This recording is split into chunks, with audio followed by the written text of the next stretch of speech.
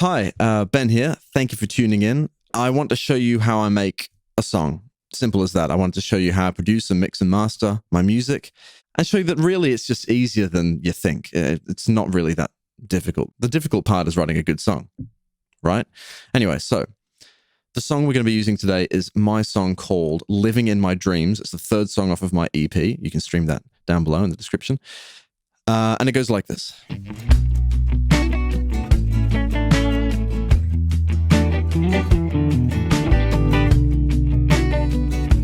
Oh yeah. Just gonna skip ahead. It's when the sun starts to rise. Yeah. Sunshine on pleasant surprise. Oh no, 'cause I prefer living in my dreams. Cool. Yeah, straightforward stuff. I like the song. I'm pretty proud of it. So let's start at the drums. This is the foundation. You can see here that it's just pure MIDI. Soloed, they sound like this.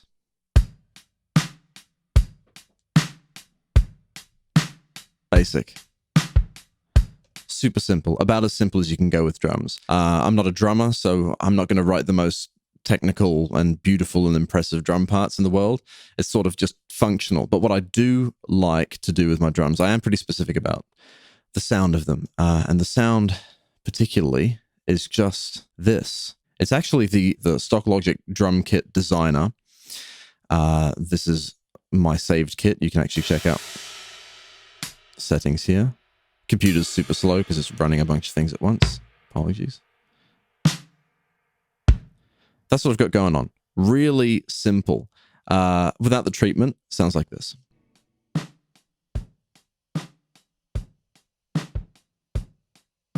Sort of dead, a bit of a 70s thing, quote unquote, going on. What I did to get that sound right out the gate is I set the drum kit designer to multi-output, right? So that splits all the outputs across the mixing desk, the mixer window. And then I got rid of most of those microphones, quote unquote. So I'm left with overheads, kick out, and a snare top. That's really to sort of emulate the way I would work. If these were real drums, I'd probably just use 4 mics because I'm lazy. And I think that sounds pretty good.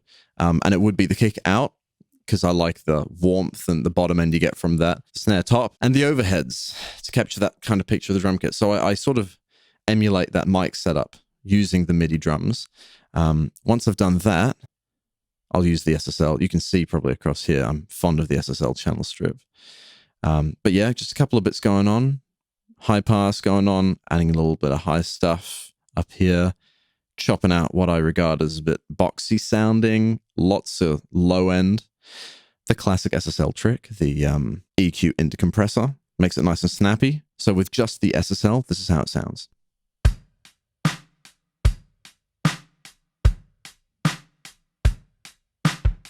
Pretty good. Add a bit of the Sound Toys Devil Lock to that as well. Yeah, like nothing being added by the looks of it. And 2.5 on the mix, but that does actually add a lot of grit.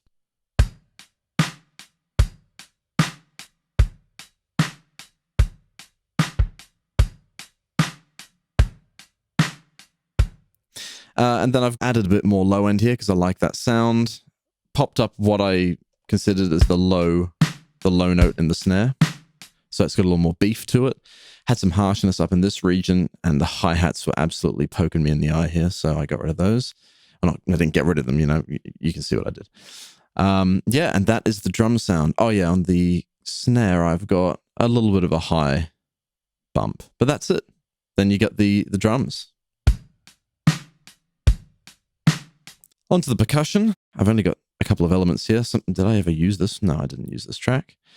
So I've got a shaker and 2 rounds of claps. I use a sample delay on both of these claps to spread them out. So without that sample delay, it would sound like this, just one in the middle.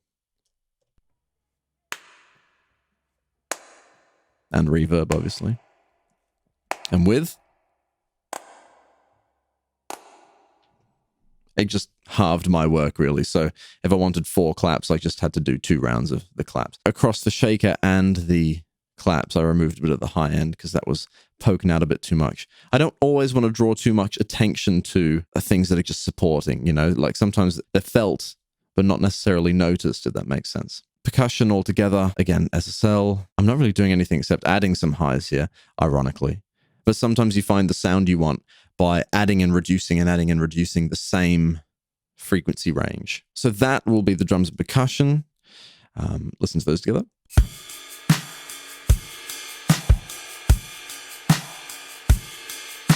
Oh, I didn't mention the reverb. Everything is using the same reverb. Everything has a little bit of a send to this echo chamber. Just because I think using one reverb across the whole mix, you know, obviously with different amounts being sent from each instrument, but still the same fundamental reverb, to me, it glues the mix together a little bit. And I definitely wanted to go for the effect of, these are people playing in a room together. And I'm just one guy who recorded all this in his room, but I'm trying to sell it as a live. I think my mix philosophy for this was the world's best recorded live take, you know, even though I'm sure it's very far off of that. If you want to hear that echo soloed.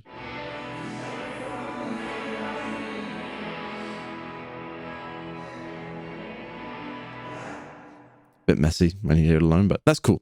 All right, the bass. Full takes here. Now, finally, something I can play properly. This is the bass by itself. Noisy. Fat. I put some chorus on it so it spreads out real nice and wide. Yeah, so first thing I did to the bass, I think I played it, I was pretty inconsistent with how hard I was playing it, which is changing the intonation a lot. So I used a pitch corrector. Funnily enough, I've got another pitch corrector on this song, but I felt for the bass, the Logic stock one set to low detected the notes better. Again, the SSL channel going on here. Oh, let me take all these off for you first. Pitch correction, SSL channel. I've got a bit of compression going on, EQ, adding a ton of the high end to get some of that finger noise. Without that, it just sounds like this.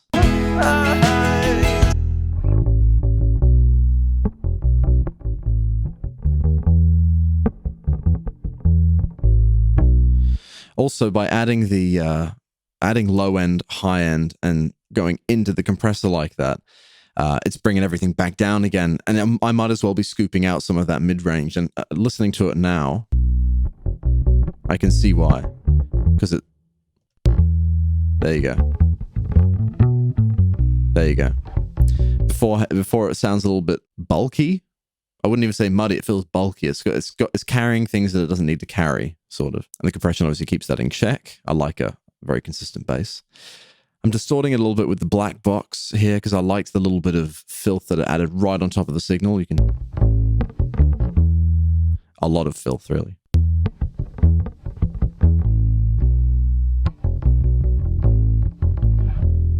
Sounds horrible alone, in my opinion, distorted bass. But then in the mix, it really helps. And you'd be surprised at how great it makes it sound on a phone speaker, those little things. That speaker cannot play any of the low end. It's just going to get the that's being added by the distortion. Chorus spreads it out a little bit. So instead of being right down the middle, hitting you in the forehead, it sort of gives you a hug.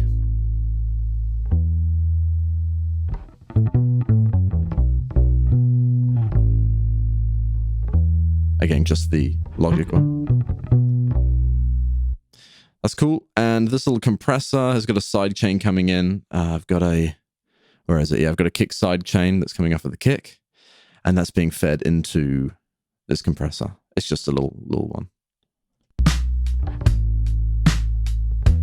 Just so it ducks a tiny bit. It's only 1 decibel really of reduction. I think it's significant.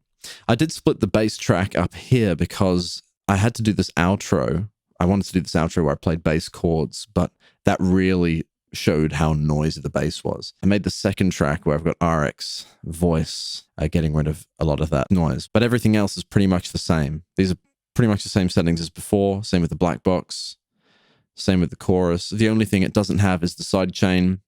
It didn't need it because the kick has stopped at this point. And this is how the bass outro sounds.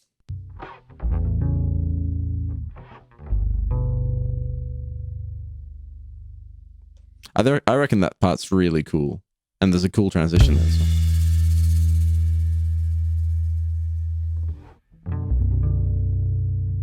In fact, at the very end of that, you can hear how much noise comes in on the bass as the compressor like opens up. Okay, acoustic guitars. Here I am, the guitarist, but judging by what I did here, I'm not very particular about the guitars. Again, the SSL channel, these settings are going to be the same across both. High pass, bit of compression going on, EQing my favorite stuff. Again, cutting these like muddy frequencies because I know that I'm always going to end up with a build up there. I don't know why. Is it my room? Is it my headphones? Is it my ears? I have no idea, but I always build up in that region. So, you know, I tend to tuck that away a little bit. So these are the acoustics.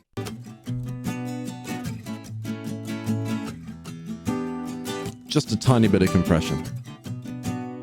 And you can hear as I play harder up here.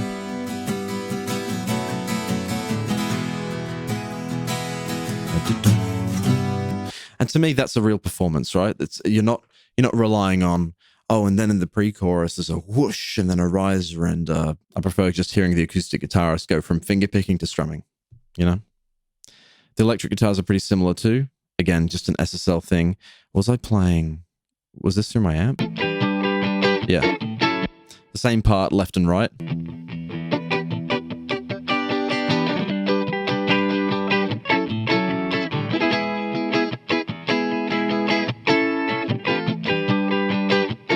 Oh, wow, a mistake. That made it into the song. Yeah.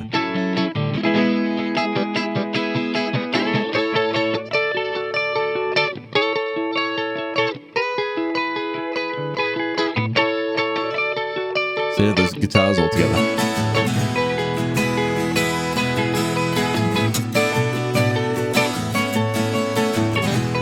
I love that.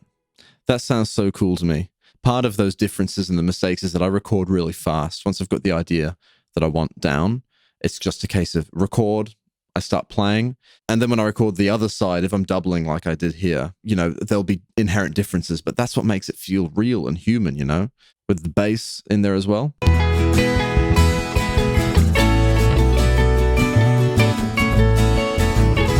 Even the bass too, like I couldn't play that the same way twice. I'm just playing fills, I'm improvising.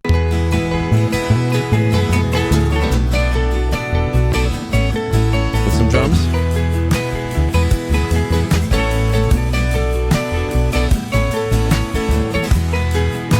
Oh. That's so cool. I layered the guitars more than I usually would in this song. Okay, these two guitars are electric, I believe. Electric, yes, but distorted, yeah?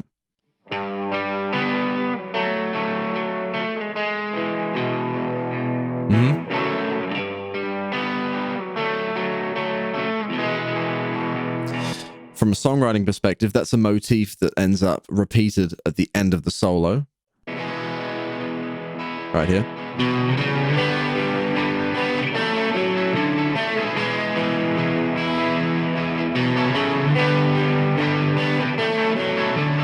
Remember, your greatest mixing tool is your arrangement and your composition. Not much going on. I think I had an SSL going. Then I realized it was just too much for the track, and I just cut a bunch of stuff out to focus the guitars up top a little more. Especially at the end there, you're ending up with a much more cluttered mix. What's going to happen is you're going to have things stepping on each other, and there's a vocal that needs to break through and be clear too. So, this second acoustic guitar, electric guitar, my mistake.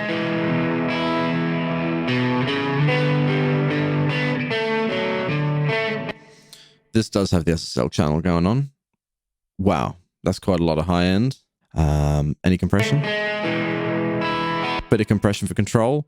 Again, same settings left to right here. If I've doubled something like that, it's likely the exact same settings between the left and the right. I just copy the plugin and move on. I've got some fills going on here as well. This is the last set of guitars.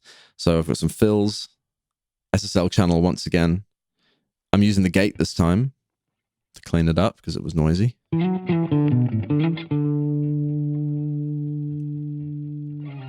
Can you hear how weird that noise is? Courtesy of the construction site right next door to my house. Every piece of equipment they turn on, the crane, a drill, a saw, creates a different little whine and whinge in the songs. If I do more of these videos, there is a song where I've had to cut 8K out of every bass and guitar part because there was just this whistle the whole time. Anyway, yeah, sorry for digressing.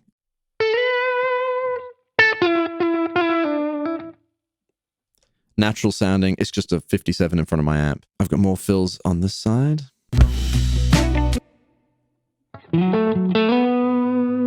Now I didn't do full performances of these because the fills are few and far between. And when I do a full take of fills, I overplay like crazy. So I'd rather not have my guitar on, just listen. And if I sing little fills here and there, take note of what I'm singing and then play that. Because I definitely think that comes out more naturally. Here we have the guitar solo. Pretty happy.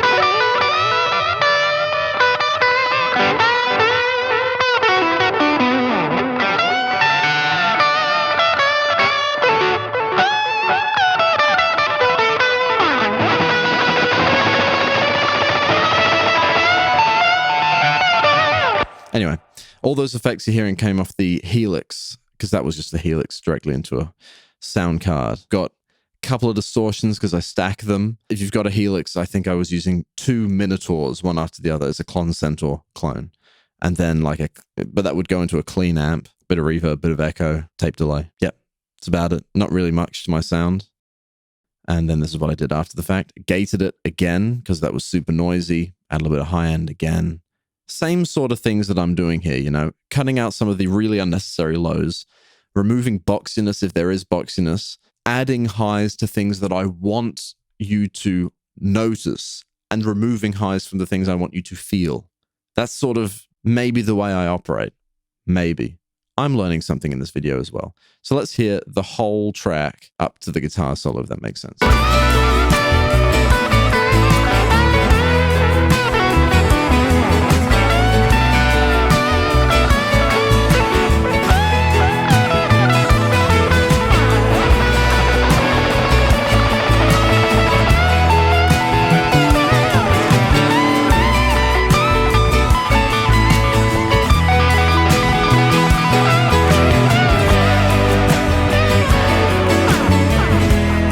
Cool, lots of energy.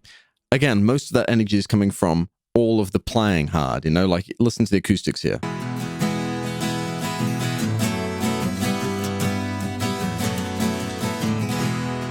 I'm whacking those guitars as opposed to the beginning. You know what I mean? That is what makes a dynamic song, in my opinion. Now we're up to one of the, oh, look at these plugins. We're up to the lead vocal.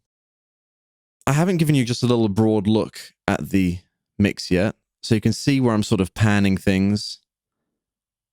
I tend to work, you know, the natural thing. If one acoustic is panned left 20%, the right one is going to be 20% in the other direction. I just keep it symmetrical in this song. I mean, if I do another one of these videos, it'll be about another song, and there are definitely some that are really asymmetrical, but it depends on the song. Some things sound balanced one way, others sound balanced another way. It's all really just trusting your ears and trusting your taste. Anyway, so here's the vocal.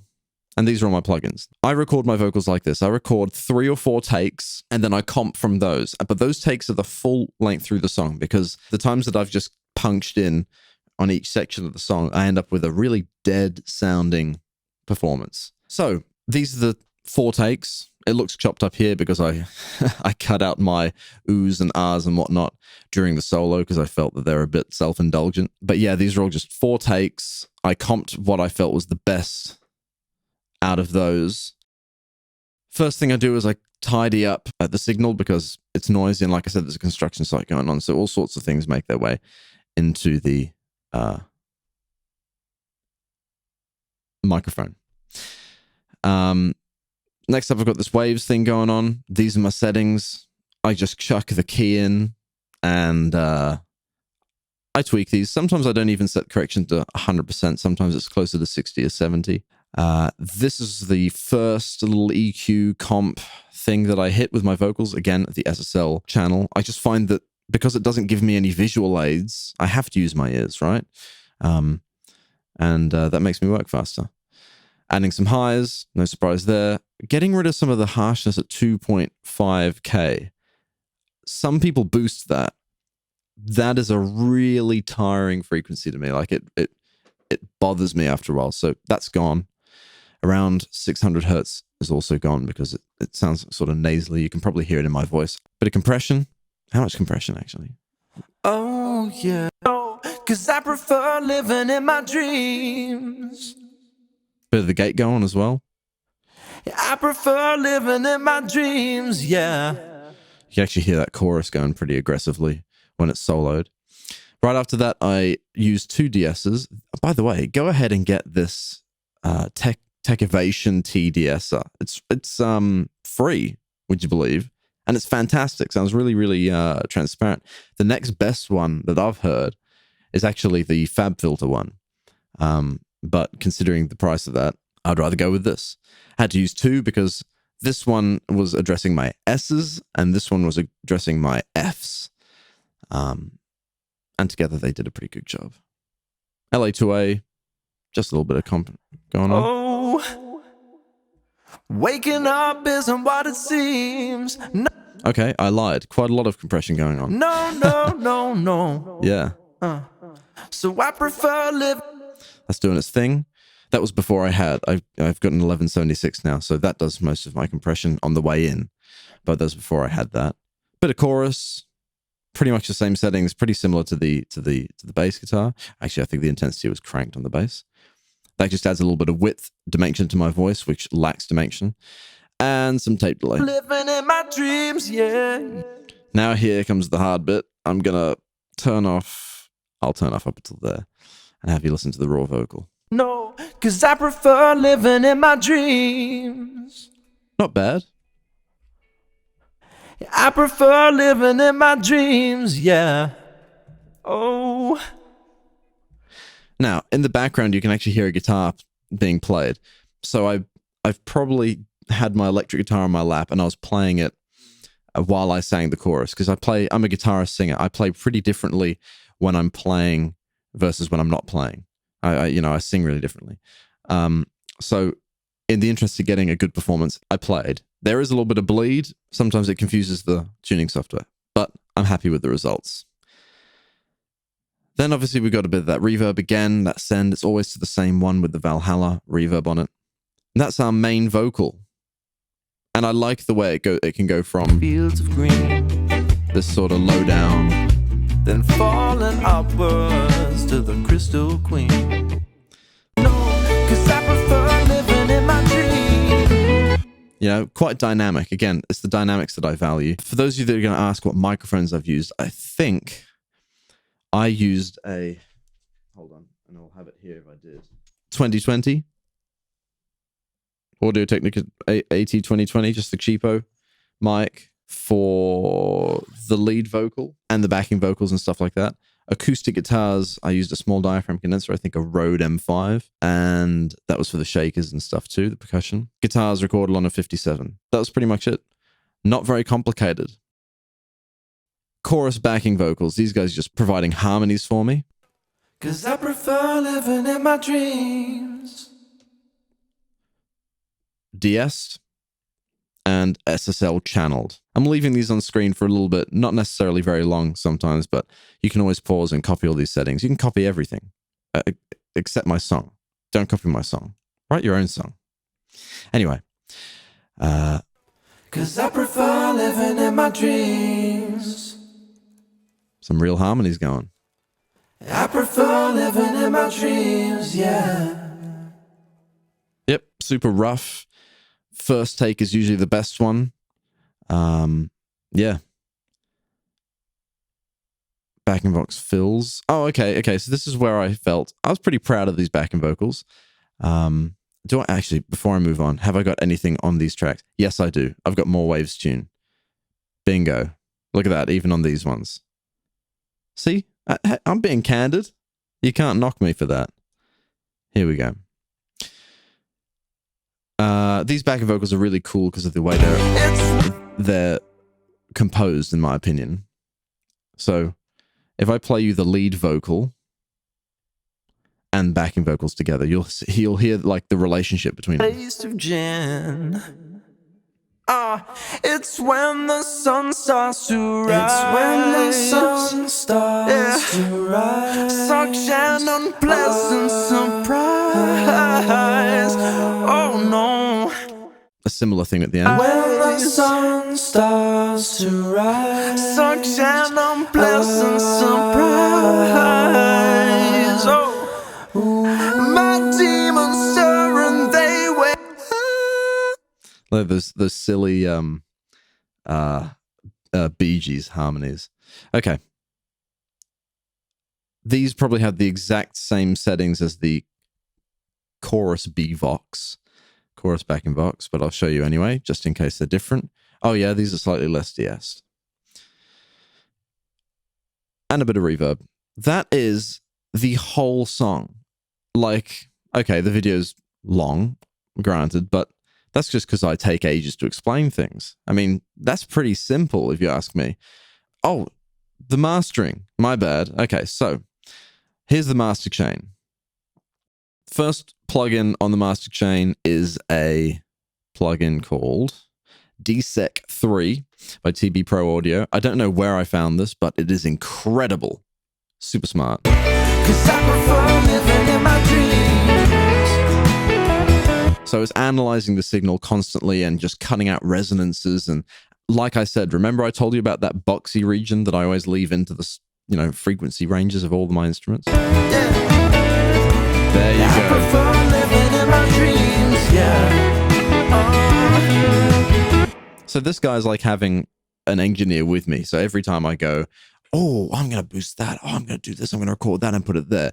Like I have a little engineer behind me going, Ben, no. Actually, you'd rather, what are you doing, son? Let me do, that's kind of, it sort of saves me a little bit. SSL compressor. Waking up is a body seems. It's reducing dynamic range just enough so I can get the loudness up. Running into a tape machine. This is magnetite.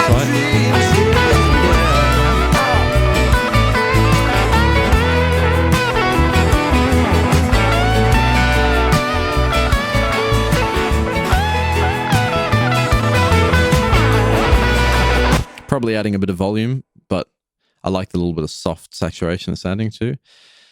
Shadow Hills. Oh, by the way, I know that I've been using plugins like the Shadow Hills compressor and what's the other one? The Black Box. Notoriously expensive plugins. They were free for like some promotional offer, and that's when I jumped on them because I'm not going to spend that much money on a plugin. And I don't know. I think asking to spend that much money on a plugin that requires literally no stock, a little bit rude in my opinion. I mean, it's not like they have to pack one up and send it to you when you buy one. Okay, come on, guys. Oh yeah, these are the settings.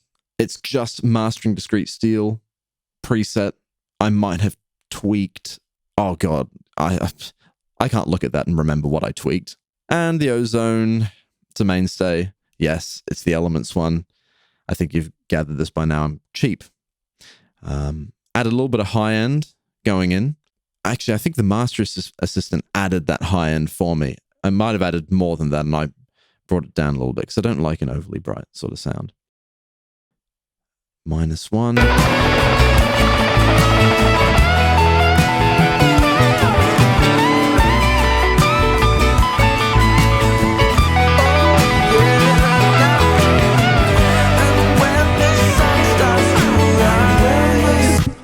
Honestly, so simple. Well, maybe not so simple. It took me some time to get to a point where I feel comfortable with that, and I think this is a pretty good mix. But it's not this crazy, insurmountable task. I mean, if you write good music, or if you've at least practiced songwriting to a point where you're confident that a song is good when you've written it, let this be the easier part of the process. Because after this, then you've got all the promotion, and you got to do things like make this video to promote your song. Nah, I'm kidding. I enjoyed making this video. I think the hard parts are having a really good idea, having something you want to say, getting people to listen to it. Oh yeah, another big point when you're finalizing your mix, listen to it on as many different platforms as possible. For example, your laptop speakers, and then headphones and monitors, and your car stereo, and someone's sound bar and AirPods. You'll start to hear all the weirder stuff. Sometimes things sum your mix to mono, like a Bluetooth speaker does. Your phone speakers do. You know, they sum it back to mono. Sometimes you go, look at these beautiful wide guitars, and they disappear now when you listen to them on your phone. And they might have been a really big part of the song. So check your mix in lots of different places, reference other pieces of music, and it should be pretty straightforward. Anyway, I hope this helped.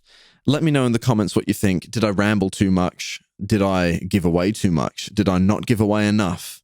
Is there something I should include next time? Should I have a next time? Thanks for watching, and I'll see you in the next video.